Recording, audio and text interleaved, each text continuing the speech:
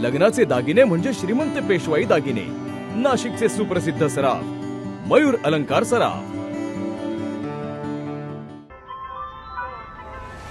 ताज्या बातम्यांसाठी नाशिक न्यूजच्या YouTube चॅनलला सबस्क्राईब करा आणि बेल आयकॉनला प्रेस करा।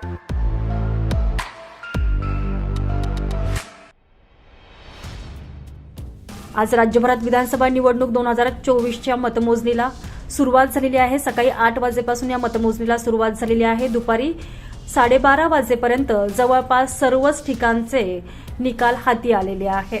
विधानसभा निवडणुकीत महायुती विरुद्ध महाविकास आघाडी अशी लढत होती। या लढतीत महायुतीनं महाविकास आघाडीला दोहबी पछाड दिलेला असून विक्रमी आकडा गाठत एक हाती सत्ता मिळवलेली आहे। त्यामुळे राज्यात महायुतीची सत्ता कायम राहणार असल्याचं चित्र स्पष्ट झालंय। दरम्यान मालेगाव बाह्य मतदारसंघातून महायुतीकडून शिंदे सेनेचे उमेदवार दादा भुसे निवडणुकीच्या रिंगणात होते, तर महाविकास आघाडीकडून ठाकरे गटाचे अद्वै हिरे हे प्रतिस्पर्धी होते।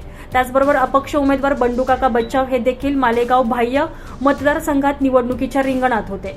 निवडणुकीच्या मतमोजणीला सकाळी 8 वाजता सुरुवात झाली असून दादा भुसे यांनी पहिल्या फेरीपासूनच लीड घेतलेलं होतं, तर आता 18व्या फेरीअंती दादा भुसे यांनी 1 लाख मतांचा टप्पा पार केलेला आहे।